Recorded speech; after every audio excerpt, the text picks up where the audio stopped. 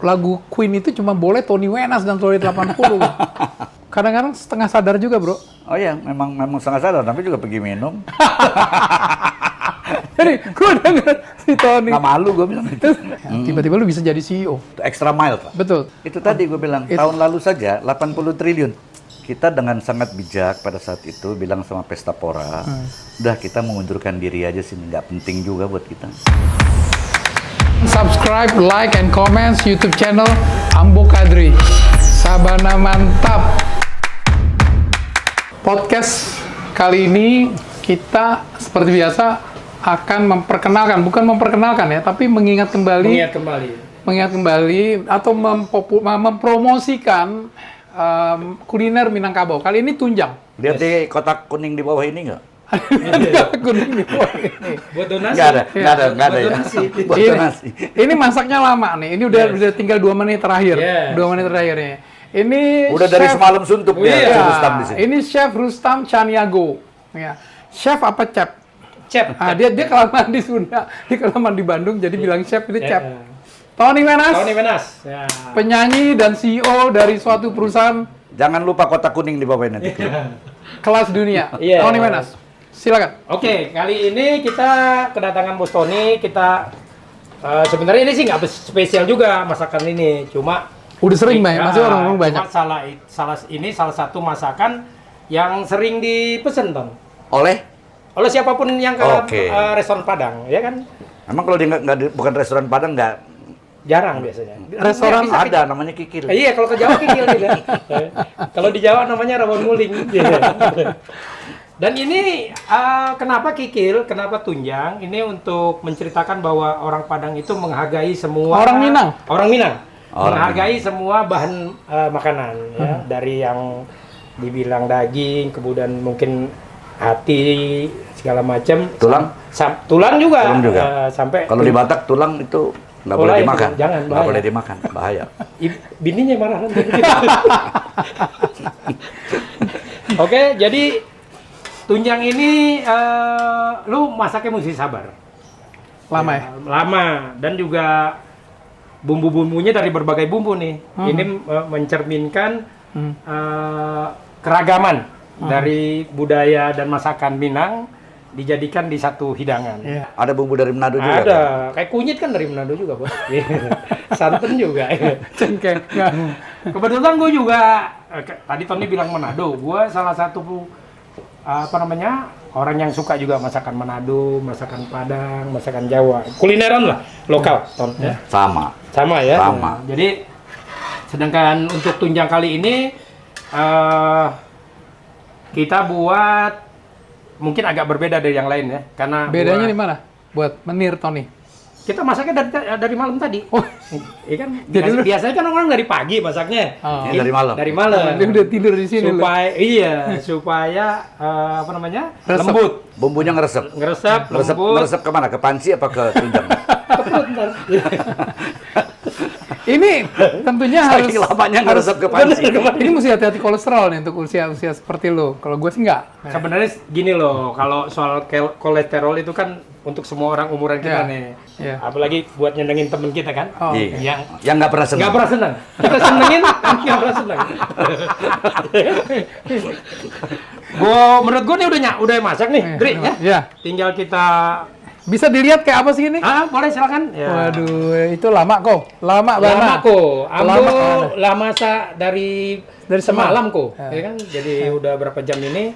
Dan gua garanti ini pasti enak punya rasanya. Nikmat punya, kelihatan sih. Oke, kita makan siang. Kita makan dengan Bos Tony. Bos Tony tunggu sebentar. Bos Tony pernah ke Padang, favorit Padang. Oh, ke Padang pernah dong. Pasti pernah. Dan favoritnya yaitu sate Padang. Kalau di sana Mak Sukur. Itu di Padang Panjang. Aslinya Padang Panjang, tapi di Padang udah banyak juga. Udah banyak juga. Udah franchise. Itu dake. Tapi kalau di Padang nggak ada sate Padang, Ton. Nggak ada, sate aja namanya. Mak Sukur tuh di Madura juga nggak ada sate Madura. Itu jadi Padang Panjang itu sebelum kita ke Bukit Tinggi. Yes. Ke Bukit. Bukit. Nggak pakai ya? Bukit Tinggi. Bukit Tinggi. Oke, kita sajikan nanti supaya para bos ini bisa makan siang. Alhamdulillah. Insya Terima Allah kasih. nikmat. Ya. Ton, ini yang tadi chef Cep Rustam. Chef Rustam Caniago. Ya, dia orang Minang tapi kelamaan di Jati Bening. Ya, Ini harusnya enak nih. ini harusnya enak nih. Dia udah dari semalam, Bro. Kan nggak tiap hari makan kayak Ada begini. betul. Ya. Ton, thanks udah datang ya. Gue tertarik. Enak. Ya, enak nih. Enak. Jadi gue pengen mungkin sedikit flashback. Gue kenal sama lu itu di Fakultas Hukum. Ya, sebelumnya tuh gue udah denger. Gue pernah cerita sama lu ya. Gue tuh pendengar dari acaranya Ben Leo. Gue lupa apa nama acaranya tuh ya. Di Radio Amigos. Radio Amigos. Dan pada saat itu di era 80-81 itu, 81-an itu dia dia mempromot ya, sering banget nyebutin soal Solid 80 dan Tony Wenas. Ya, gue cuma bisa ngebayangin tentunya karena lu belum rekaman kan, waktu itu Solid 80 belum rekaman. Belum. Tapi dia sering nyebutin itu mulai dari konser-konser Galunggung ya? Galunggung, ya. Bencana Gunung Galunggung ya. Iya, betul. Jadi dibayangkan bahwa Solid 80 membawakan repertoar Queen pada saat itu. Dan orang-orang di Indonesia, di Jakarta khususnya, itu tahu Queen tapi nggak pernah ada yang bawain tuh anak-anak band. Ya, untuk bawain yang bener-bener cover lagu itu. Dan akhirnya juga dimulai pada saat itu memang di industri konser di Indonesia, terutama Radio Prambors, itu menampilkan memang beberapa band cover ya, seperti kayak Solid 80 tuh bawain lagu Queen. Terus kemudian Cockpit itu bawain lagu Genesis. Acid Speed itu membawakan lagu Rolling Stone ya. Dan kemudian Punk Modern Band itu membawakan lagu Rush. Padahal cuma satu lagu, gue lihat satu atau dua lagu. Tapi kayaknya Punk Modern Band itu Rush. Dan mungkin juga ada lagu apa namanya? Duran ya. Terus gue masuk lah ke Fakultas Hukum UI tahun 82 Ton, dimana lu kan 80 ya. Jadi gue udah sering sudah mengamati yang mana yang namanya Tony Wenas, tapi gue belum benar-benar kenalan gitu ya. Sampai suatu saat itu kita tuh ada kegiatan-kegiatan pemilihan ketua senat ya. Dan kemudian otomatis gue mendekat, gue main gitar-gitaran gitu. Jadi gue nggak tahu lu ada apa enggak di situ tuh di taman sastra, taman Fakultas Hukum. Jadi gue di situ gue tahu ada yang Solid, tapi dulu gue main gitar sama temen gue, terus gue nyanyi lagu Love of My Life atau pada saat itu kayaknya lu nggak ada, tapi teman-teman yang lihat siapa itu nyanyi lantang banget tuh ya. Kesannya tuh lagu Queen itu cuma boleh Tony Wenas dan Solid 80 gitu. Akhirnya gue kenalan gitu ya, akhirnya gue kenalan si Kadu ini gini. Dan gue harusnya baru bisa join sama Solid 80 itu 20 tahun kemudian. Tahun 2002. Tahun 2000-an itu. Yang kita ingin nggak kita ke Manado segala macam ya. Ya. 2002, 2003 lah. Tapi anyway dari situ gue dulu udah mengamati Tony Wenas ya. Dan gue tahu dari sedikit anak-anak akan 80 ya mungkin ada beberapa yang tokoh. Gue inget banget ada yang namanya Yosua Makas dan lu. Ya, dua ini kelihatannya bersinar ya, cuman agak berbeda ya. Yosi dengan gayanya dan lu dengan gaya anak band lu. Dan lu rambut masih gondrong gitu ya. Dan muka lu tuh masih mungkin Manado gitu ya. Emang gua orang Manado. Filipina gitu. Masa muka gua ke orang Padang. Iya. Jadi situlah gue kenal Tony. Dan kita sering banyak sama-sama lah ya, sama-sama di kampus. Sampai kemudian kita ya terus kemudian bekerja. Gue main band terus. Dan lu Solid 80 juga vakum kayaknya. Gue di Makara juga kita vakum. terakhir tuh Solid 80 tahun 85 86 habis itu kita vakum. Iya. Baru main lagi tahun 92 yang udah ada Punk Modern apa? Kok jadi lupa namanya. Second Born. I see. Kemudian ada Second Born. Tahun 92 di News Cafe kita sempat manggung sama-sama Second Born dan Solid 80. Ya. Tapi habis itu kita vakum lagi sampai di awal 2000 lah kita yang udah sama lo juga. Sama gua juga. Di situ baru mulai aktif lagi, rame dan banyak manggung sampai sekarang lumayan lah masih ditangkap, masih dibayar. Dan gue masih akhir itu karena gue juga gue kemudian di 90-an awal itu gue sama Krisna pada saat Makara vakum dan Solid 80 vakum, kita mengisi ada namanya band Brawijaya Band, itu dari Jalan Brawijaya, anak-anak PL membawakan juga lagu Queen. Nah di situ ada gue sama Once, sebelumnya ada Dodi Katansi sama Yudi Colors gitu. Nah tinggal gue berdua sama Once. Jadi sebelum Once itu masuk rekaman gitu ya, dia ada di Brawijaya Band sama Krisna, dan kita udah mulai tuh membawakan lagu Bohemian Rhapsody yang orang membuat terpukau. Tapi Krisna itu kalau lu kan pakai choir kan, pakai teman-teman yang nyanyi. Iya. Kalau Krisna tuh pakai sampling. Jadi kayak diambil samplingnya kayak suara choir itu suara choir asli gitu. Tapi orang seru aja gitu. Orang seru aja gitu. Dan kemudian dengan Krisna, Brawijaya Band, sampai lagi akhirnya gue memperkenalkan teman-teman yang ada sama band gue di Brawijaya, Krisna. Dan gue juga pernah iseng-iseng main di cafe di Classic Rock di Blok M. Noldi. Jadi Krisna sama Noldi itu gue perkenalkan ke Solid 80. Iya. Ya, jadi kadang-kadang Krisna tuh juga menjadi session player di Solid 80. Dan Noldi juga Dan Noldi. akhirnya Ya, sampai sekarang ya Noldi ya. sampai sekarang Noldi Sampai sekarang, iya, masih iya. jadi gitaris Solid 80. Ya, betul. Ya menarik sih waktu kita di kampus itu memang ada sedikit kayak apa ya, kayak gue kan masuk mungkin sepengennya gue masuk Solid 80 karena gue menyenangi Queen, tapi kan udah nggak ada tempatnya tuh, ya kan. Akhir gue sama band yang namanya Makara. Itu dia lebih banyak membawakan lagu-lagu yang lebih rock, ya kan. Yang gue juga dulu di Makara. Lu juga di Makara. Sebelum lo nyanyi di Makara, gue main keyboardnya. Gue denger tuh ceritanya. Jadi ceritanya gue diceritain sama anak-anak Makara, almarhum Andi Yulia sama Januari bilang, si AA diutus sama Solid 80 nyamperin ke kita katanya. Lagi di Maalim di warung. Mulai sekarang Tony fokus di Solid 80. Sehingga akhirnya Makara mencari keyboardis lain. Dapatlah Adikla. Dapatlah Adi yang masih pakai kacamata belor gitu ya. Masih pakai kacamata tebel ya. Dan Adi itu masih baru lulus SMA 3 pada saat itu. Jadi Makara bergabung Adi dan gue bersama Ari Mukti di panggung yang agak berbeda sama Solid 80. Solid 80 banyak menguasai di Jakarta. Makara tuh justru ke Jogja, ke Malang kayak gitu-gitu. Ya masanya tuh memang masa rock gitu ya. Kalau lu tuh masanya ketemu sama teman-teman yang wangi-wangi yang main di Prambos. Acara Prambos apa? Prambos Kaula Muda. Musik Kaula Muda. Musik kamu. Ya. Musik Kaula Muda. Kalau Makara musik-musik laki-laki, men. Ya. Gue lihat Tony dan menurut gue memang menjadi inspirasi, bro, ya, buat teman-teman yang lain sampai kemudian masa-masa di mana lu juga masuk ke klub. Gue lupa namanya Jaya Pop, klub Jaya Pop dan Pop, lain sebagainya. Dan lain Pitstop sebagainya dalam keadaan kadang-kadang setengah sadar juga, bro. Oh iya, memang sangat sadar, tapi juga pergi minum. Jadi gue denger si Tony Nggak malu gue bilang itu. terus setengah sadar dia gitu. Gue liat Tony makin gawat tuh pakai jaket gitu. Memang akhirnya gue pernah bersaing sama lu masuk suatu financial institutions ya, untuk namanya Marine Corp. Jadi gue bertiga ya, terus interview ya kayaknya udah di set, emang harus targetnya emang Tony gitu ya. Nomor 2 dan ketiga ini kayaknya emang Itu kan berkompetisi. ya gue pernah bersaing, diterima di Menkom, nggak tahu kemana itu financial institution Udah bubar, udah bubar ya. Terus kemudian lu di Bakri sampai lu di Freeport. Iya. Di Freeport gue di HHP, kita jadi lawyer, gue lawyer eksternal. Gue di Bakri kan lu juga di Bank Nusa. Oh iya, gue di Bank Nusa. Ya. Saudara kita. Saudara. Sister company. Betul.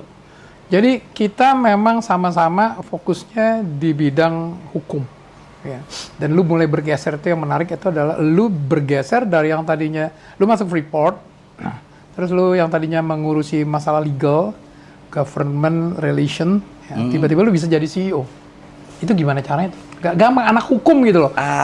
Kalau caranya gimana kita juga nggak tahu, karena kita bukannya merencanakan hal itu, enggak. Just doing our job lebih dari yang seharusnya, itu aja. Tugas kita lakukan, tapi bukan hanya tugas yang dikasih 10, misalnya job desk-nya 10, lakukan 10, ya itu berarti kita sama aja sama yang lain. Jadi lu lakukan 15 lah, kalau disuruh kerjain 10, lakukannya 15, terus saja begitu. Extra mile, Pak. Betul, We tapi go extra mile. secara disiplin, keilmuan, lu berdasarkan background pendidikan, lu kan di hukum ya, artinya di hukum, terus kemudian begitu lu mau masuk ke menjadi CEO, kan lu mesti mengenal aspek nggak cuma hukum. Ya, tapi kan itu kan melalui suatu perjalanan yang panjang. Contoh lah, pernah kerja di bank. Oh iya, lu pernah di kita kan bank. paham tahu juga laporan Lu keuangan. pernah ada di telecommunication apa lu? Pernah di telekomunikasi, di Bakri. Pernah di Bakri, di perbankan, di multifinance itu ya? Iya. Tapi lu nggak pernah di firma ya? Nggak pernah firma hukum, nggak pernah. Ya, tapi nanti kita akan berkolaborasi, Bro. Ya, dalam waktu dekat. Gua tidak menyukai pola kerja di Ya. firma hukum yang habis makan malam jam 10 malam balik lagi ke kantor. Betul, tapi orang-orang seperti lu pemikirannya itu sekarang hukum tuh nggak cuma fokus hukum. Ya, Oh, itu iya. udah benar-benar solution, ya business solution. Jadi gua selalu bilang gini, firma hukum sama in-house lawyer bedanya adalah bahwa kalau firma hukum the business is the law itself. Ya, betul. Kalau in-house counsel the business adalah business of the company. Ya, Jadi the kita company. berpikirnya memang betul-betul lebih kepada the company's Ya, objective. to protect the company's interest dan ya, kayak gitu lah. Ya. Tapi kembali, gue melihat gini ya, ini kan perusahaan lu ini kan juga agak sedikit kontroversial dalam konteks perspektif apa dulu nih, gitu ya, bahwa mereka itu adalah sebenarnya subsidiary dari American company public listed di sana, ya, dan itu bicara mengenai masalah nationality, national interest dan lain-lain, ya, sampai dengan posisi sekarang belum lagi permasalahan-permasalahan mengenai lingkungan, ya, mengenai hal-hal yang sifatnya sosial, ya, di sekeliling ya Papua dan lain-lainnya. Itu pasti nggak sembarang orang yang berani mengambil posisi sebagai CEO di situ. Dalam konteks sebelum lu CEO pada saat udah komunikasi sama pemerintah Indonesia udah take over apa sebelumnya? Sebelum, Sebelum sorry, gini, pada saat kita negosiasi, gue yang memimpin negosiasi dengan pemerintah. Acting on behalf Acting on behalf of Freeport. McMoran. Ya. Dan lu sekarang di appoint menjalankan tugas sebagai CEO. Tapi lu udah CEO di sebelum di situ. Belum, begitu selesai negosiasi, selesai divestasi 50%, di saat yang bersamaan itu gue diangkat menjadi CEO Ya. oleh dua belah pihak, Udah belum ya? baik pihak Amerika maupun pihak Indonesia. Ya, berarti they trust you ya professionally ya. Alhamdulillah. Dan lu mesti manage itu ya. Karena kembali urusan harus manage itulah, itu adalah dimanapun juga kita kerjakan, kita melakukan profesi apapun juga itu selalu trust. ada resiko. Dan trust itu harus ada, you have to earn it. Ya. Itu nggak datang begitu aja, lo harus bisa mendapatkan itu, we have to earn it. Nggak datang begitu aja trust itu. Ton, gue berdasarkan reasonable professional assumption gue bahwa memang Indonesia 51% lebih dikit ya. Tapi kontrol masih ada di Amerika. Memang diperjanjikannya seperti itu. Karena memang kalau dilepas Kontrol Freeport McMoran dalam hal ini pengendalian operasi. pengendalian operasi. Karena operationalnya memang Iya. kalau dilepas bisa harus ada masa transisi. Financial benefit pemerintah udah dapat secara dividen. Ya. Bukan hanya dividen yang dia dapat. Ya, dan segala macam. Ada dividen, ada pajak perseroan badan yang kita bayar 25%, perusahaan lain 22%. Ada royalti yang dibayar, ada bea keluar, ada bagi hasil dari keuntungan bersih. Berdasarkan undang-undang, 10% buat pemerintah, dalam hal ini 4% pemerintah pusat, 6% pemerintah daerah. Tahun lalu, gua bayar, Freeport Indonesia bayar ke pemerintah Republik Indonesia itu 4,7 miliar dolar, hampir 80 triliun rupiah. 80 triliun. Itu baru tahun 2024 saja. Ya. Kalau itu di dalamnya termasuk ada 11,2 triliun ke pemerintah daerah. Ya. Pemerintah daerah di Provinsi Papua Tengah, ada Kabupaten Mimika sebagai kabupaten penghasil, itu dapatnya kira-kira Dan 5 dari triliun. dividen pun juga yang paling gampang, dari dividen itu kan dari 51% itu dibagi berapa dan berapa, ada Pemdanya sekitar berapa persen? 10%. 10% ya. Dan masalahnya lu bayar sesuai dengan contractual dan juga berdasarkan Indonesian corporate company law. Oh, above that, beyond that. Lebih Beyond that. tinggi dari itu. Kan company law kan cuma 22%, corporate income tax cuma 22%. Ya, dan maksud saya dalam konteks ini karena dia Indonesia memiliki 51% lebih, ya otomatis dia dapat 51% dari net dari dividen net of profit. Dividend declaration. Dan kita memang menyarankan setelah dipotong dari pendapatan atau revenue, dipotong biaya operasi produksi, kalau ada utang serve the debt, sisanya excess fundnya kita bagi dividen. Jadi pemerintah dan pemerintah daerah mendapatkan Itu tadi gue bilang, tahun lalu saja 80 triliun. Nggak ada perusahaan di Indonesia yang berkontribusi begitu besar bagi negara. ya. Apa sih? Emas dan Tembaga, emas dan perak. Yang paling besar adalah tembaga. secara dunia untuk produksi yang sama nomor berapa persen? Kalau untuk tembaga kita mungkin nomor 2 terbesar di dunia. Kalau untuk emas? Dari single company, single mine itu kita paling besar di dunia. Oke, ya, ya. Lambang bawah tanah Freeport Indonesia paling besar di dunia juga. Ya. Tapi intinya, Smelter yang kita bangun di Gresik juga single line copper smelter terbesar di dunia. So memang skalanya luar biasa ya, besar. ya, ya. Freeport ini dalam konteks festival Pesta Pora kemarin, ya, itu memberikan sponsor. Enggak. Freeport nggak memberikan sponsor. Salah itu. Ya, jadi, Kita diajak kerjasama oke, diajak kerja sama ownernya Pesta Pora. Pesta Pora. Oke. Dan kemudian tentunya ada akses financing atau funding. Nggak ada.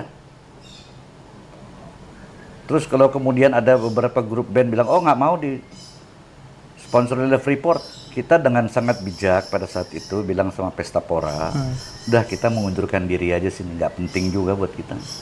Iya. Di dalam konteks aransemen kerjasama tersebut. Iya. Oke. Jadi kita mengundurkan diri, tapi kan kemudian Pesta Pora kemudian mengumumkannya seolah-olah kita diberhentikan. Ya, tapi nggak apa-apa lah, biarin aja. Kalau yang musisi-musisi kemudian nggak mau ada perusahaan tambang tembaga Freeport Indonesia di situ, ya mungkin lain kali kalau nyanyi nggak usah pakai speaker, kalau nggak usah pakai kabel, karena itu tembaga semuanya. Yeah. Nggak apa-apa juga, bebas aja. Jadi memang itu memang perlu penjelasan. Gua nggak tahu detail kerjasamanya seperti apa.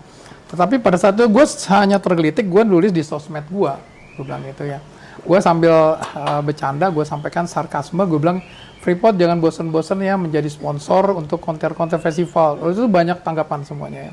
Karena memang ada yang beranggapan bahwa memang ada beberapa musisi yang memang value-nya memang dia harus sejalan dengan spiritnya dia, bahwa dia concern sama masalah lingkungan. Sama, saya juga punya prinsip yang sama. Jadi gini, jangan kemudian beranggapan bahwa tanpa punya data, tanpa punya itu yang kuat, mengatakan bahwa oh kalau Freeport Indonesia itu tidak sejalan sama, tidak memperhatikan lingkungan, tidak itu kan berarti diasumsikannya bahwa semua nggak comply. Iya, sama. Gue juga musisi yang peduli lingkungan kok.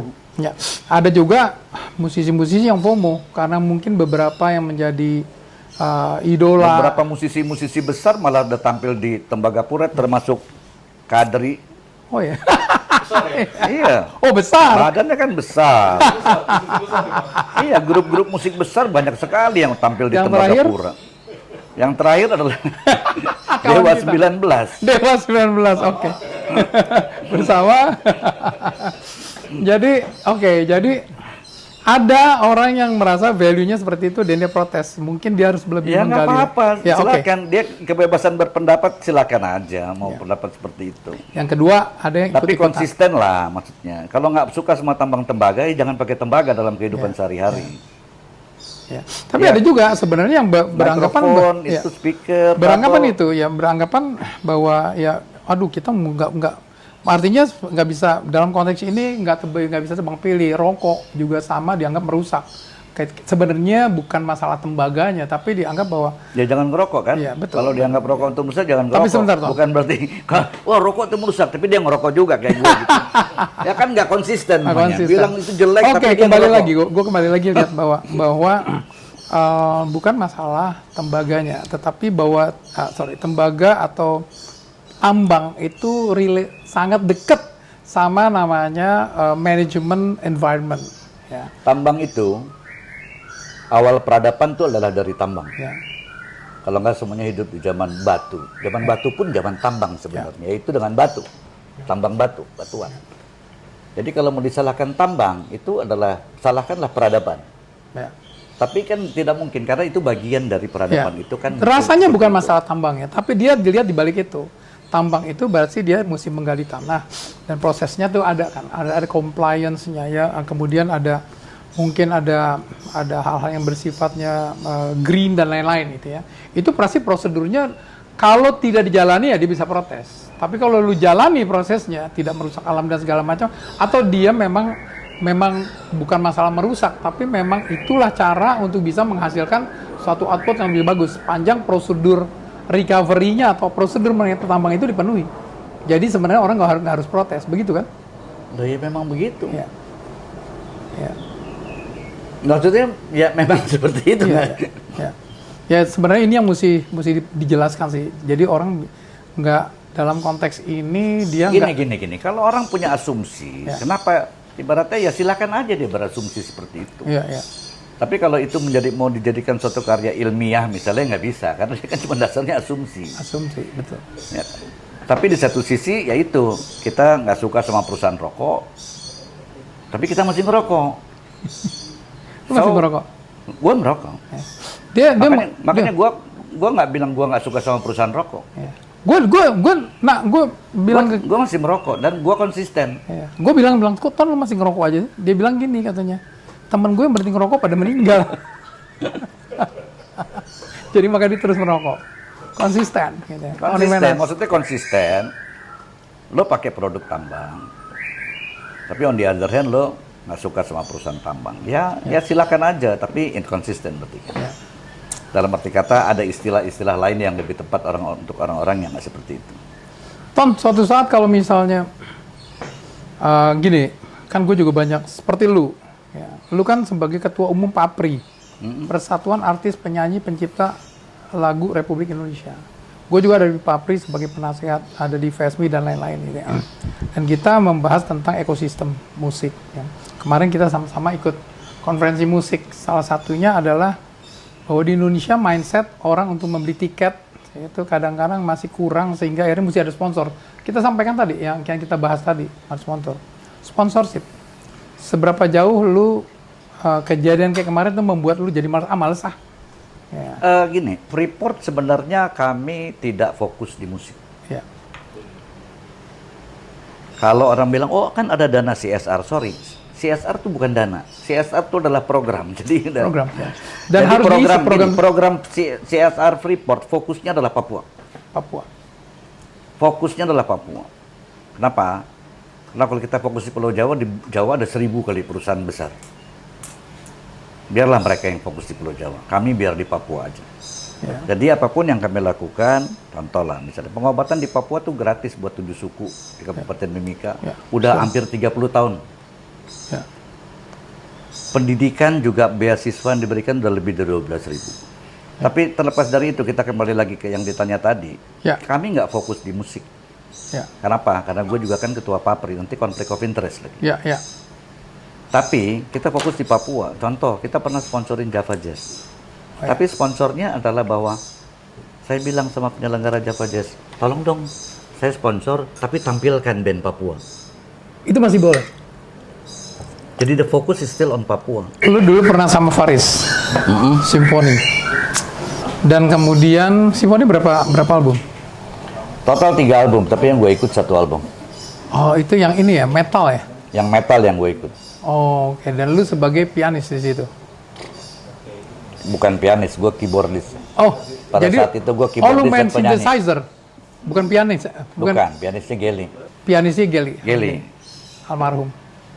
Itu 1 album? 1 album. Itu gimana caranya bisa? Kayaknya lu gara-gara sama-sama nongkrong di Urip kali ya? Enggak, itu belum zamannya nongkrong di Urip. Oh. Jadi gue inget ceritanya adalah gue mau minta, gue bikin festival New Wave. Ya. Festival New Wave yang di tim? Yang di tim. Gue main juga ya. Lagu wajibnya adalah Sirkus Optik dan Video Game. Oh, itu baru keluar? Baru keluar. Jadi gue datanglah ke Jalan Maluku, ke rumah Om Faris. Maluku 54. Untuk pertama minta lagunya jadi lagu wajib. Yang kedua minta simfoni main gratis. Oke. Simfoni waktu itu siapa? Ya itu, udah keluar album Trapesium kan, Faris, Jimmy Pais almarhum, Herman Geli almarhum, sama Eki Soekarno. Terus dia minta lu yang main piano atau main keyboard? Nah, pada saat itu bukan cuma itu aja, pada saat gue datang ke rumah Faiz udah kumpul tuh semuanya. Oh. Dan mereka bilang oke, mau bisa main gratis, boleh lagunya dipakai sebagai lagu wajib, tapi lo ikut sama simfoni. Itu gila, sama banget sama gue atau sama Makara juga gitu tuh. Tapi lo ikut simfoni. Kita lagi perlu penyanyi dan juga perlu additional keyboard. Tapi Solid udah sering tampil pada saat itu. Udah. Ya. Udah. Itu tahun berapa ya? 86, 85? Itu 82. Oh, 82. Oke, 82 ya? 83, sorry, 83. Berarti Solid sendiri belum rekaman? Belum. Oh. Mereka kenal abangnya Bang Tony juga ya? Hmm? Belum dia kenal abangnya Bang Tony dulu. Oh iya, Faiz tuh temannya Tahu, iya, dari- kakak gua. Adiknya Leki apa siapa? Iya, Oh. teman sekelas sama kakak gua di Trisula. Jadi Yang gua kenal sama Faiz sudah lama. almarhum. Abang lu yang almarhum. Bukan yang masih hidup. Oke. Gua kenal sama Faiz sudah lama. Waktu Trans juga kan gua diajakin, kan gua nggak mau. Ya, ya. Kan festival band SMA itu top playernya Ah, semuanya gue inget Ton. masuk. Gue inget itu Uce festival. Wudioro, Iya. best drummer. Itu 80. 80 apa 81? Uce 80. Wudioro best drummer, Erwin Gutawa best bass. Canisius tuh best keyboard. Jundi, Eddie Harris, Eddie sama Harris. gue, Sama bertiga. Eddie Harris bukannya apa sekolah yang Tapi Jundi sama Eddie aja yang masuk di Trans, gue Oh, enggak. itu dua-duanya Oh, Canisius. Junior sama Eddie Harris. Kayaknya Eddie Iya, Harris. Oh, oke. Canisius. Jundi, Eddie Harris, kita keyboardnya waktu itu. 3 orang keyboard. Bikinlah jadi trans. Ya itu kan Faiz bikin jadi Trans. Kenapa lo nggak ikut? Yang enggak aja. Oke. Itu 80. Nantilah kalau udah. Oke. Jadi terus Tapi kemudian 82 itu kan ya gue nggak bisa nolak lah. Lagi pula kan memang kita seru lah simfoni. Simfoni itu punya arah musik yang nggak jauh-jauh beda lah sama yang gue harapkan. Apalagi begitu kita bikin metal ya, kan berubah total tuh warna musiknya. Namanya juga metal. Udah menjadi ya. menjadi Ken Hensley. Belakangan terakhir ini lo bikin apa? Sama Faiz. Terakhir gue main sama Faiz di Surabaya aja waktu Piano Man Goes to Surabaya. Oh iya, The Faris itu ya. Gue ingat, gue datang juga. Itu kayaknya. aja. Tapi lu sekarang untuk aktivitas musik lu selain lu Oh, gue lagi tampil, bikin ini aja. Selain gue tampil-tampil, gue lagi udah selesai sih album sama ADMS. belum rilis, Belum rilis. Full orkestra. full orchestra. Oke. Itu lagu-lagu Lagu cover. itu lagu-lagu cover Cover semuanya. asing. Asing dan Indonesia. Gampang belinya di luar. Gampang. Simple banget, itu kan mechanical rights ya. Termasuk juga lu bikinin buat videonya, music videonya nggak ada masalah. Nggak ada masalah harusnya. Oh, oke. Menarik. Ya. Jadi itu akan berapa lagu itu? 10. 10. 10 lagu full orkestra semuanya. Lagunya nggak bisa gue sebutin biar nanti surprise aja. Ya. Keren. Dan itu nanti akan lu konserkan. Nantinya ya. Tapi launchingnya yang nggak konser kali. Nggak ada launching album pakai konser. Iya. Kenapa? Karena konsernya belum tentu lebih bagus daripada albumnya itu sendiri kan gitu ya. Iya. Jadi launching album ya kita launching aja biasa. Ada video barangkali. Iya. Nah, ini pertanyaan klise sih sebenarnya, tapi nggak tahu apa. Gua sampaikan ke lu ya bahwa itu mengatur waktu, Ton. Ya, mengatur waktu itu tentunya kan nggak gampang.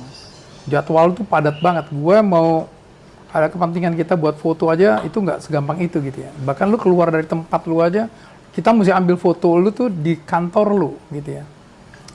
Bagaimana lu bisa mengatur waktu itu? Gue selalu berprinsip begini, Dri. Waktu itu 24 jam satu hari. Ya. Nggak pernah kurang, nggak pernah lebih. Udah sejak ratusan, bahkan mungkin ribuan tahun. Jadi tergantung kita mengaturnya bagaimana. Ya. Contoh nih, gue mau bukan contoh lah. Ini cara berpikir gue yang matematis. Gue tidur 6 jam satu hari. Ya. Masih ada 18 jam kan. Ya. Pagi 2 jam gue di rumah. Jam 6 sampai jam 8 tuh kan di rumah. Di rumah. Pulang, gue 2 jam di rumah. Gue pulang jam 10 malam rata-rata. Ya. Sampai jam 12 baru tidur. Ya. Jadi 10 jam ya. Gue masih ada 14 jam. Ya. Traffic Jakarta potong 2 jam. Jadi masih ada 12 jam. Ya. Gue kerja di kantor yang betul-betul kerja untuk approval ini, rapat ini di kantor dan lain sebagainya barangkali 4 jam satu hari. Ya. Jadi gue masih punya 8 jamnya. Ya. Gue mungkin luangkan waktu buat papri kalau seminggu 5 jam, berarti kan sejam sehari ya. Ya. Tadi sisanya berapa? 8? Ya. 1 jam. 7. Ya. Gue ngurusin Kadin mungkin 5 jam di seminggu, Kadin 1 juga ya? jam 1 hari. Ya. Masih punya 6. Gue ngurusin kegiatan gue di gereja, barangkali mungkin 5 jam 1 minggu juga. Jadi 1 jam 1 hari. Gue masih punya 5 jam. Ya. 5 jam itu gue networking 2 jam setiap hari. Lu masih Gue masih punya 3 jam. Itu udah ngitung macet loh. Ya. Nah 3 jam itu gue ya dengerin musik barangkali apa dan lain sebagainya. Sosial media lu juga masih posting-posting. Ya kalau misalnya saatnya, tapi gue kan bukan yang rajin kayak lu gitu.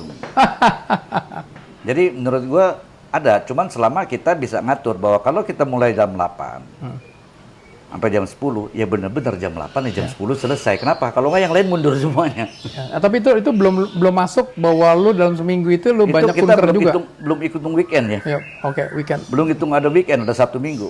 Yang gue sih pada prinsipnya kalau Sabtu Minggu tuh gue nggak mau kerja. Pada prinsipnya gue di rumah aja. Maksudnya di rumah acara keluarga dan lain sebagainya. Tapi gue nggak mau ada kegiatan pekerjaan kecuali emergency, telepon atau dari menteri atau apa ya itu. Tapi kalau event orang telepon kalau nggak penting ya Senin aja lah. Gitu. Ya. Kunker itu juga belum sebutin ya. Maksudnya itu juga pasti akan occupied merubah dari Oh iya, apa iya tapi namanya, kan kemudian regularitas misalnya gue pergi ke luar negeri Papua atau atau luar luar kota. negeri. Ya itu bagian gue nanti melakukannya lewat telepon kan. Ya. Lewat telepon, lewat Zoom dan lain sebagainya masih bisa dilakukan. Ya. Tapi intinya pada dasarnya seperti itulah. Tapi kalau kita kemudian melakukan pekerjaan contoh lah misalnya, kita rapat jam berapa? Jam 10 sampai jam 12. Selesai rapat jam 12 kita kongko-kongko nih. Ya. 1 jam. Berarti kan yang lainnya akan terbuang waktunya. Betul. Tadi jangan lupa, gue masih punya waktu 3 jam loh untuk networking, termasuk kongko-kongko nih. Jadi itu diambil dan perlu dihitung sedemikian rupa. Ya. Maksudnya perlu dihitung supaya nanti pas waktunya bisa pas, ya plus minusnya pasti ada lah. Kadang-kadang tidur juga cuma 4 jam, tapi abis itu kalau gue lagi traveling di pesawat gue tidur lebih lama untuk nebus dan lain sebagainya. Kayak gue ke Papua itu kan 4,5 jam di pesawat. 4,5 jam. Ya gitu gue tidur itu semuanya. Gue pernah ngundang lu, Ton, ini mau nggak Ton? Anak-anak ini pengen banget ibu-ibu, emak-emak, nak mau si Tony nyanyi anak SMA. Maksud gue alumni SMA yang udah mama sekarang. Jadi dia tempat samperin, dia pakai jas.